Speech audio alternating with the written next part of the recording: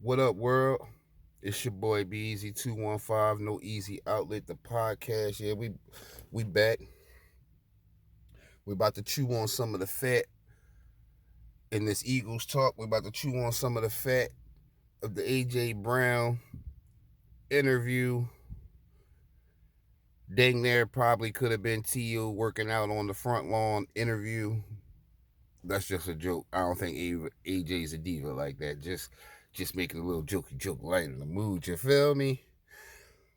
But I just didn't come away from it the way everybody else came away from it.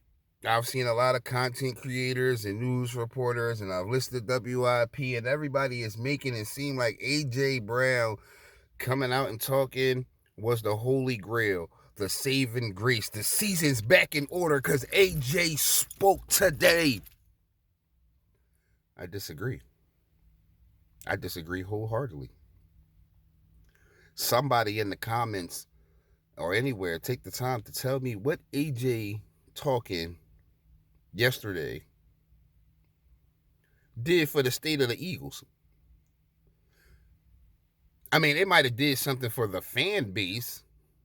It might have appeased some of the pitchforks and extinguished some of the torches that was coming for Nick Sirianni, Brad Johnson, and a few stabs at Howie. It might have done something like that, but it didn't do anything for the state of the Eagles. I mean, fans that's looking with clear eyes, I don't think it did anything for us neither, because last time I checked, and anybody in the comments, feel free to correct me if I'm wrong, but do AJ Brown play defense? Do AJ Brown play linebacker?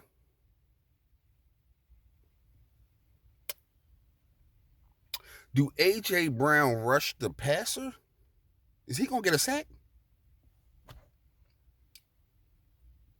Let me guess. Is AJ Brown going to call better plays in situational football and improve the red zone offense? Is that what AJ going to do? I mean, I don't think so, because if he don't do any of those things that I just said, what reassurance did you get from him speaking besides the fact of the PR coached up talk that we should have expected to get? I mean, I don't know who realistically was sitting on the edge of their seat waiting for AJ Brown to come out and say, nah, Nick is stupid. Brian Johnson doesn't deserve this job. And if they don't get this together, I want out of here.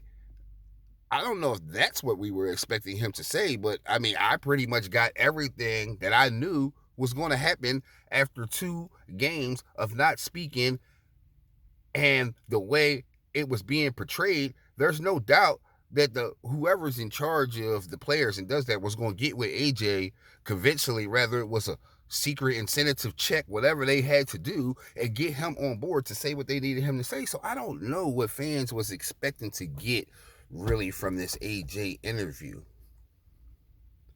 I mean, did we expect him to come out and launch coaches under the bus? Did we come out and expect him to launch teammates under the bus?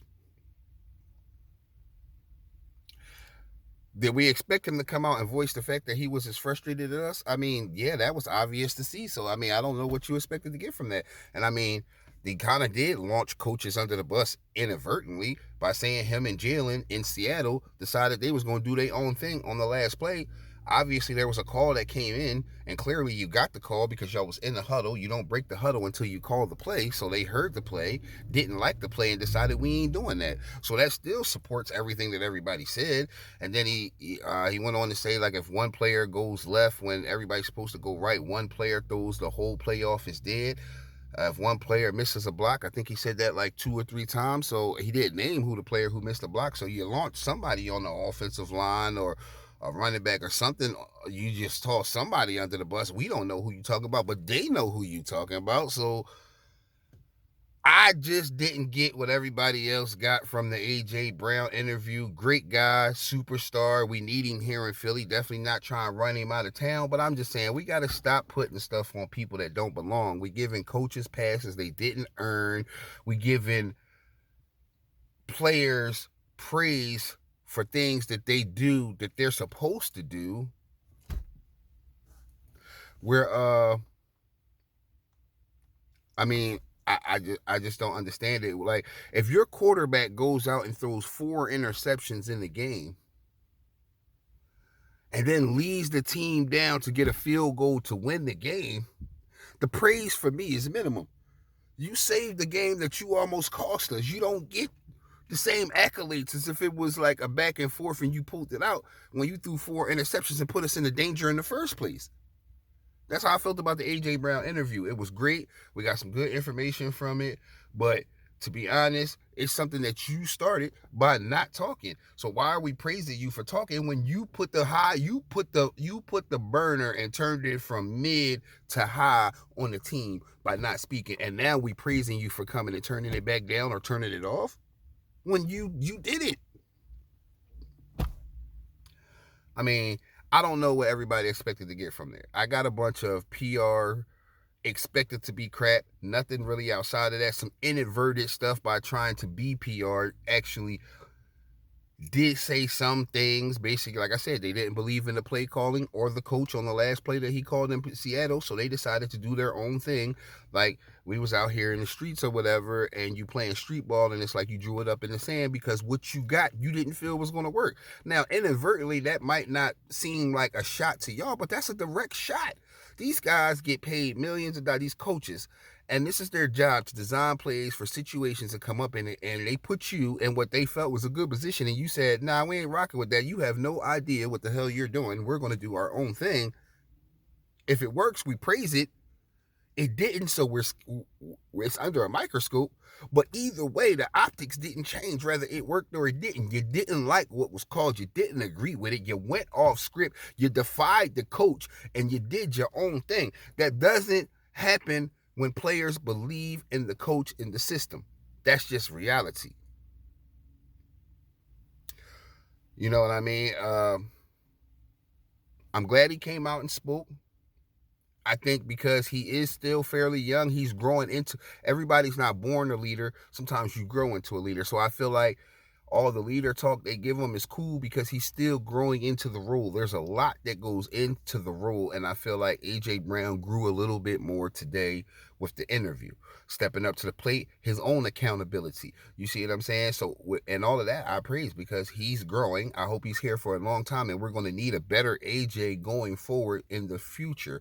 So on that note, I feel like we accomplished something, but I did not come away from this feeling like the season was saved. I did not come away from this feeling like we was going to make some big Super Bowl run because A.J. Brown spoke today. Because A.J. Brown, to me, the offense is not my biggest concern. Play calling is a huge issue, but I know the talent is there. And even if they decide to go off script and make their own thing, if it works, it will be great. I don't have any of that feeling on the defense. AJ don't play defense. No matter how much of a speech he give, no matter how talented he is, he cannot help that side of the ball one iota. So I don't understand how people are acting like him saying what he said was some turnaround to the season, because what did it change on defense at all? Maybe the offense gets a little bit more cohesive. Maybe now because he did that, they decide to let his voice matter in the room when they coming up with schemes for the week or something. But how does that help us defensively? Because unless we going into this playoffs, into the Super Bowl, beating teams 52-50, I don't understand how this helps us a whole bunch besides morale, because you think probably your best offensive weapon is disgruntled and might not want to be here. Maybe that cleared up, but you're paying him $100 million. Not that he can't go get money somewhere else, but I'm assuming he's going to be happy and compliant. Just my take, my thoughts. But it's your boy BEZ215, No Easy Outlet, the podcast.